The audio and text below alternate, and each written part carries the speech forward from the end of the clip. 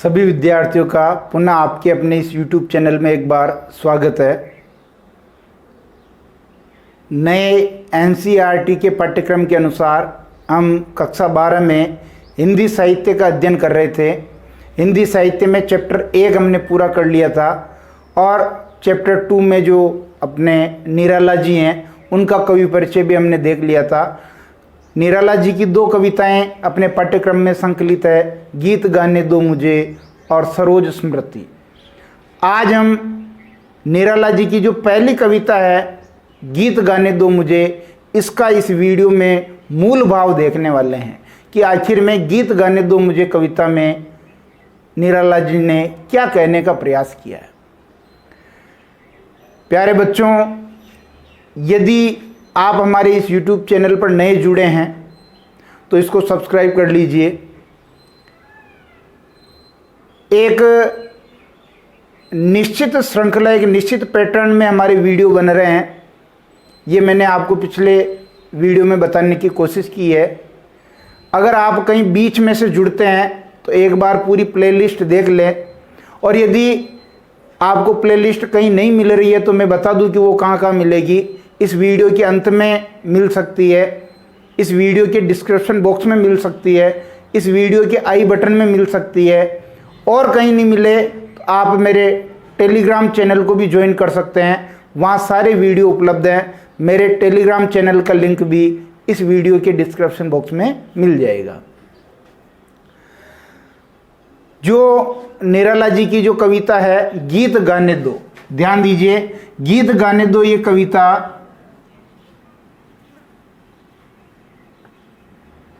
गीत गाने दो कविता, पहले इसका मूल भाव देखेंगे। और मूल भाव देखने से पहले मैं आपको कनेक्ट कर देना चाहता हूं, कहां से? छायावाद से। आपको वीडियो शुरू से अंत तक देखना है ताकि आपके मन में कोई संशय रहेगा ही नहीं। आपके जितने भी डाउट्स हैं सारे क्लियर हो जाएंगे और बहुत अच्छा समझ में आएगा।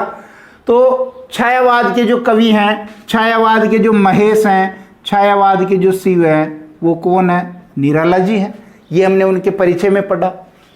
अब ये छायावाद का समय भी आपको ध्यान होना चाहिए। 1918 से लग के 1936 तक का जो समय है ये लगभग आपका छायावाद कहलाता है। लेकिन ये छायावाद का जो उद्भव हुआ ये वेदना से हुआ, पीड़ा से हुआ।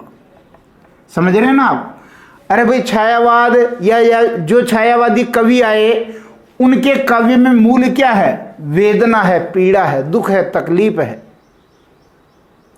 उन्होंने अपनी वेदना को अभिव्यक्त करने के लिए, अपनी पीड़ा को अभिव्यक्त करने के लिए साहित्य रचा।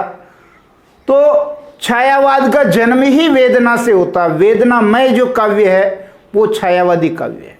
प्रसाद पंत, निराला, महादेवी वर्मा। यहां हम बात कर रहे हैं गीत गाने दो मुझे। फिर मैं आपको एक दूसरे बिंदु की ओर कनेक्ट करना चाहता हूं। जो निराला जी हैं, हमने कल ही बात की थी, पहले वाले वीडियो में बात की थी कि इनका जीवन कैसा रहा। जीवन संघर्षमय रहा। समझ रहे हैं ना आप इस बात को कि जीवन कैसा रहा? संघर्षमय रहा। प्यारे बच्चों, जो भी कवि हैं उनका जैसा जीवन रहता है उसका निश्चित रूप से प्रभाव उसके काव्य पर भी पड़ता है। निराला जी के साथ भी यही हुआ।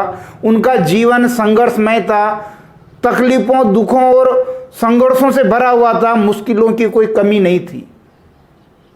तो जाहिर सी बात है कि जो निराला जी के काव्य में ओज, औदात्य, उत्साह और विद्रोह का जो भाव आया है वो उनके जीवन से ही आया।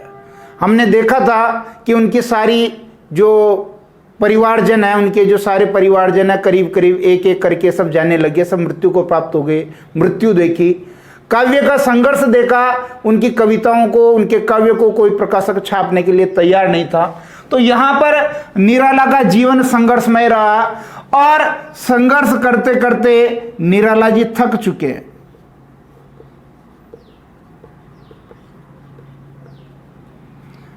संघर्ष करते करते निराला जी क्या हो गए?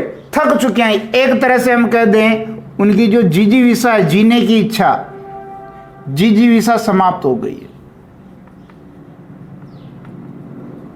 जिजीविषा उनकी समाप्त हो गई है। निराला जी इस संसार के जो व्यवहार से दुखी हैं, पीड़ित हैं। संसार छल कपट माया प्रपंच ईर्ष्या द्वेष स्वार्थ की भाव लिए हुए ये संसार है। इस कारण निराला जी का हृदय अंदर तक जो है टूटा हुआ है। और एक समय ऐसा आता है जब उनकी जिजीविषा खत्म हो जाती है, यानी मरने की इच्छा होती है। वो संघर्ष से जो है परेशान हो जाते हैं, पक जाते हैं। तब उन्होंने निराशा में आशा का संचार करने के लिए, ध्यान दीजिए, निराशा में आशा का संचार करने के लिए गीत गाने का जो है प्रयास किया। यानी आप अपने दुखों को सृजन और विध्वंस, ध्यान दीजिए मेरे शब्दों पर, आप अपने दुखों तकलीफों को सृजन और विध्वंस में कन्वर्ट कर सकते हैं। आप अपने दुखों से किसी का विध्वंस, किसी का नुकसान कर सकते हैं, और आप अपने दुखों से किसी का सृजन भी कर सकते हैं। पॉजिटिव और नेगेटिव ये दो बातें हैं।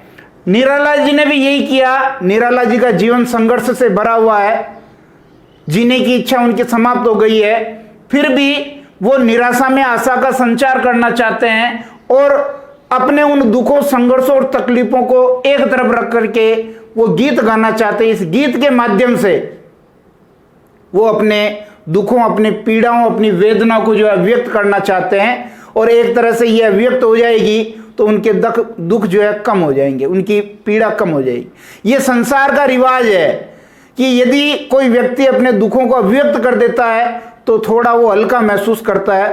ठीक है, ऐसा ही भाव जो है निराला जी ने इस गीत गाने दो कविता में व्यक्त किया। छायावादी शैली का पूरा प्रभाव इस पर है, क्योंकि छायावाद का जन्म ही वेदना से हुआ। वेदनामय स्वानुभूति वाला काव्य छायावाद का है। संसार से निराला जी खफा हैं, उनके शोषण से, उनके द्वारा किए जाने वाले स्वार्थी कार्यों से वो निराश है।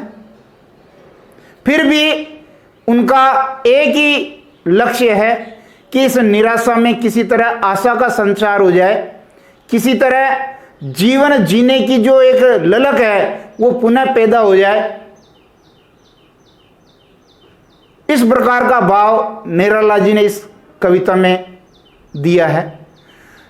अब मैं इस गीत गाने दो कविता का जो मूल भाव है इसको मैं ब्लैक बोर्ड पर लिख देता हूं। आप इसका स्क्रीनशॉट ले लें, उसको उतार लें और उसको याद भी कर लें। वैसे मैंने ये इतना समझाया है तो निश्चित रूप से आपको जो दिमाग में एक तरह का बिंब बन जाएगा और आप उनको आसानी से लिख पाएंगे। ठीक है ना। मैं यहाँ लिखने की कोशिश कर रहा हूँ, आप उसका स्क्रीनशॉट ले लें। देखिए, जो गीत गाने दो मुझे कविता का जो मूल भाव है, मूल संदेश जो है वो हम यहाँ देख लेते हैं। गीत गाने दो कविता छायावाद के प्रसिद्ध कवि सूर्यकांत त्रिपाठी निराला द्वारा रचित है। बिल्कुल ठीक है। और निराला को छायावाद का क्या कहते हैं? महेश कहते हैं, शिव कहते हैं। और ब्रह्मा विष्णु महेश में एक जन्म देता है, एक पालन करता है, एक जो संहार करता है, और जो संहार करने वाले हैं वो शिव जी हैं। इस प्रकार निराला जी छायावाद के महेश शिव हैं। निराला जी का स्वयं का जीवन संघर्षों व मुश्किलों से भरा रहा है। एक समय ऐसा भी आया जब उनकी जिजीविषा समाप्त हो गई, मतलब जीवन से उन्होंने हार मान ली थी। निराला जी ने यह संदेश देने की कोशिश की है कि व्यक्ति के जीवन में चाहे कितनी ही मुश्किलें आए फिर भी व्यक्ति को निरंतर संघर्ष करना चाहिए, हार नहीं माननी चाहिए। कितनी विकट परिस्थितियां आ सकती है। अरे सोना जितना तपेगा उतना ही वो कुंदन बनेगा। जितनी मुश्किलें आएगी उतना ही आपके व्यक्तित्व में निखार आएगा, ये निराला जी कहना चाहते हैं। कवि निराशा में आशा का संचार करना चाहता है, जिजीविषा की लौ को पुनः जलाना चाहता है। जो निराश उस वक्त संसार बैठा है उनको पुनः एक जीने का मार्ग दिखाना चाहता है, जीने की लो जो है, जिजीविषा की लो, उसको जलाना चाहता है, अपनी वेदना को छिपाने के लिए गीत गाना चाहता है। निराला जी का जीवन जो संघर्षमय रहा, वेदना से भरा हुआ रहा, उस वेदना को छिपा करके वो गीत गाना चाहते हैं। पूंजीपतियों के अन्याय, उपेक्षा और शोषण के विरुद्ध संघर्ष करते करते होश वालों के भी जब होश छूटने लगे, तब ऐसी विषम परिस्थितियों में भी व्यक्ति को निराश न होकर के आशावादी बने रहना चाहिए। हमने ये भी बात की थी कि जो निराला जी हैं, उनके काव्य में, उनका काव्य जो उत्तरार्ध है, उसमें प्रगतिवाद का थोड़ा थोड़ा भाव अपने को देखने को मिलता है, जिसमें दो वर्ग हैं, एक पूंजीपति वर्ग जो शोषण करता है, एक सर्वहारा वर्ग जिसका शोषण किया जाता है। तो यहाँ पर थोड़ा सा एक भाव ये भी मिलता है कि जो पूंजीपति हैं वो जब आपका शोषण करें तब आपको हार नहीं माननी है, चाहे आपके होश छूटने लगे तब भी आपको निराश नहीं होना है, आपको आशावादी बने रहना है। छायावादी कवि निराला की वेदना पीड़ा की स्वानुभूति का वर्णन है। बिल्कुल यहाँ पर जो है छायावादी शैली में ही ये उनके दर्द का, उनकी वेदना का यहाँ वर्णन है।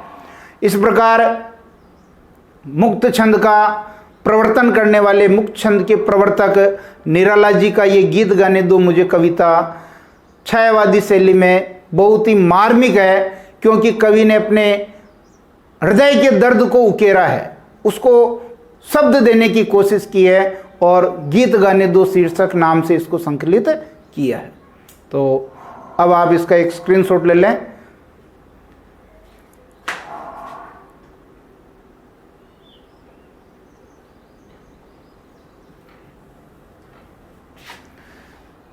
निश्चित रूप से ये कक्षा आपको पसंद आई होगी।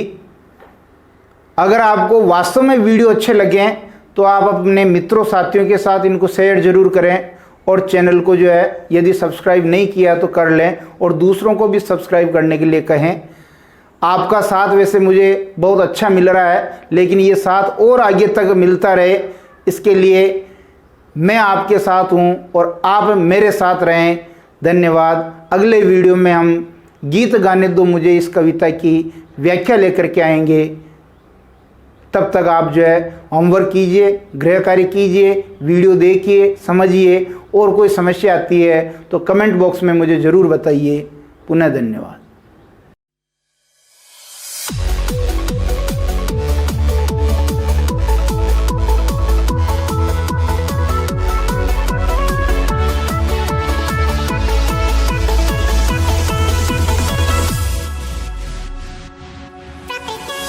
Thank you.